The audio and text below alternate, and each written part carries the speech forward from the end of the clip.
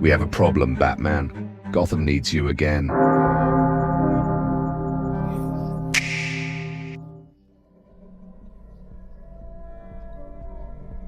The Jedi Order is peace dressed as warriors, an organization that claims to serve balance while creating the very conflicts they're meant to prevent. They are warrior, monks who preach non-attachment while deeply involving themselves in galactic politics, who speak of serving the Force while interpreting its will to match their own biases. The contingency protocol must account for individuals with superhuman abilities who believe their connection to cosmic energy gives them the right to make decisions for entire civilizations. Their greatest weapon isn't their lightsabers or force powers, but their absolute moral certainty. Their conviction that they alone understand the greater good, and that opposition to their will represents opposition to the natural order itself. The plan must deal with adversaries who have confused their personal interpretation of mystical experiences with universal truth, who see themselves as guardians of peace while functioning as an unelected police force accountable to no one but themselves. Force abilities make direct confrontation extremely dangerous without specific countermeasures, as Jedi can predict attacks, manipulate minds, move objects with thought, and enhance their physical capabilities beyond human limitations. Their precognitive abilities allow them to see attacks before they happen, making conventional weapons and tactics largely ineffective. Mind manipulation can turn allies into enemies or extract information without the victim's awareness or consent. Telekinetic powers can deflect projectiles, collapse structures, or crush opponents from a distance. The strategy requires understanding that force abilities depend on concentration and emotional state. Disruption through sensory overload, emotional manipulation, or pharmaceutical intervention can reduce their effectiveness significantly. Technology specifically designed to interfere with force sensitivity, including certain metals, electromagnetic fields, and biological compounds, can level the playing field. The goal isn't matching their abilities, but making their abilities irrelevant through superior preparation and environmental control. Attachment doctrine creates psychological vulnerabilities that can be systematically exploited, as Jedi are trained to suppress natural human emotions, while remaining deeply committed to abstract ideals and institutions. Their prohibition against forming close personal relationships creates emotional isolation that makes them psychologically brittle when confronted with situations that challenge their trained responses. The doctrine of non-attachment conflicts with their role as protectors, creating internal contradictions that can be exploited through scenarios where saving lives requires violating their code. The strategy involves creating situations where their emotional detachment prevents them from making optimal decisions, where their training conflicts with practical necessity, where their ideology produces worse outcomes than emotional responses would, when their greatest strength, emotional control, becomes their greatest weakness in scenarios requiring human connection and empathy, their effectiveness as guardians decreases significantly. What do you think, Alfred? The Jedi Order represents one of the most complex moral challenges we might face, an organization of genuinely well-intentioned individuals whose institutional structure and dogmatic approach often produce outcomes that contradict their stated values. Many individual Jedi are truly heroic figures who sacrifice everything to protect others, but their organization has become so removed from ordinary human experience that they've lost touch with the people they claim to serve. Perhaps the most strategic approach isn't destroying the Jedi, but reforming them, helping them recognize that true wisdom comes from understanding rather than detachment. That effective protection requires connection rather than isolation. Sometimes the most important victory is helping good people become better rather than defeating them entirely. Alfred's assessment highlights the fundamental tragedy of the Jedi. Good people trapped in a flawed system that corrupts their noble intentions through institutional bias and dogmatic thinking.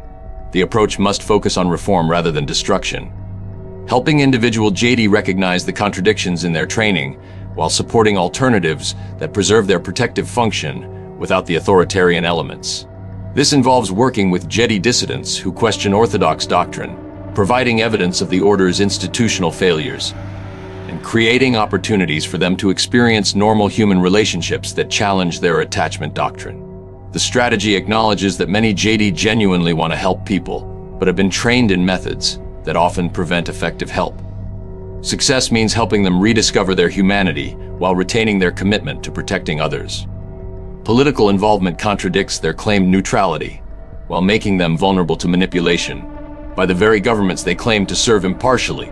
The Jedi Council's role in Republic politics creates conflicts of interest where their spiritual mission becomes subordinated to political necessity.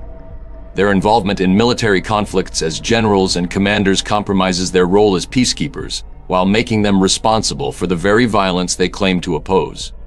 The strategy involves exposing these contradictions to both the Jedi themselves and the populations they govern, demonstrating how their political involvement corrupts their spiritual mission, while their spiritual claims provide cover for political actions. This includes documenting cases where Jedi decisions serve political rather than moral purposes, highlighting the lack of democratic oversight over their actions, and creating scenarios where their political commitments conflict with their stated values. When warrior monks become political actors, they lose both their moral authority and their spiritual focus. Bruce, the Jedi sound like really powerful people who have convinced themselves that being emotionally distant makes them wiser and more effective. But you can't really protect people if you don't understand what they're going through or what they actually need. Yeah, they might have good intentions, but taking kids away from their families and teaching them that caring about people is dangerous sounds like a recipe for creating protectors who don't actually know how to connect with the people they're protecting. The best way to help them might be showing them that emotions and attachments can make you stronger and more effective, not weaker and more dangerous. Robin's insight about the fundamental disconnect between Jedi doctrine and effective protection reveals the core problem with their approach. Emotional detachment doesn't create better guardians, but rather guardians who can't understand what they're guarding against. The strategy must demonstrate that emotional connection enhances, rather than compromises, their protective capabilities. That understanding human nature improves rather than degrades their decision-making abilities. This involves creating scenarios where emotionally connected responses produce better outcomes than detached analysis, providing examples of effective protectors who maintain strong personal relationships, and challenging the assumption that caring about specific individuals weakens commitment to general principles. Success means proving that the best protectors are those who understand what they're protecting because they've experienced it themselves. Corruption potential within the Order stems from their lack of external oversight, combined with powers that can easily be abused for personal or political gain.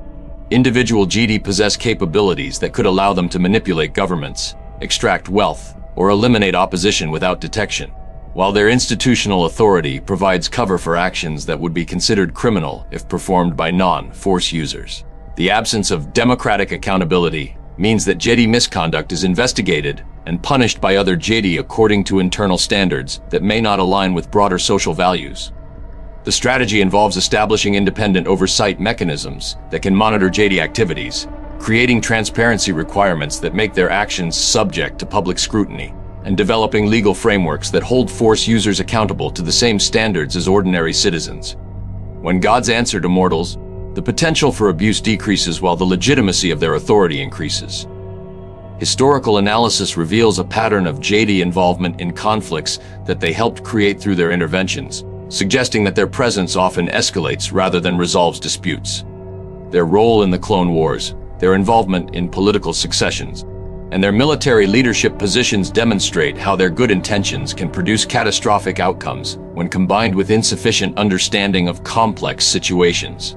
The strategy involves documenting these historical patterns, analyzing the long-term consequences of Jedi interventions, and developing alternative approaches to conflict resolution that don't rely on force, wielding warrior monks making decisions for entire civilizations. This includes supporting diplomatic solutions, encouraging democratic processes, and creating institutions that can address conflicts without requiring superhuman intervention. When protectors become the source of the problems they're meant to solve, protection requires protecting people from their protectors.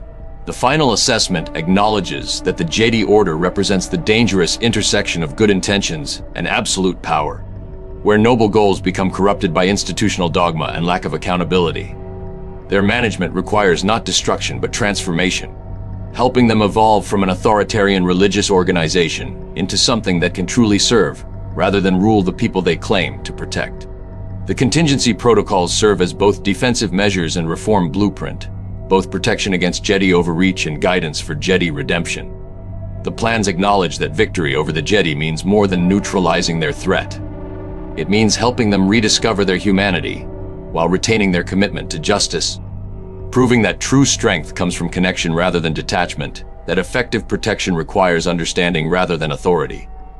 Because in the end, the greatest triumph over the Jedi Order will not be their defeat, but their evolution. Their recognition that the Force flows through all life, and that wisdom comes from embracing that connection rather than transcending it. That the best guardians are those who remember what it means to be human while possessing the power to be more than human.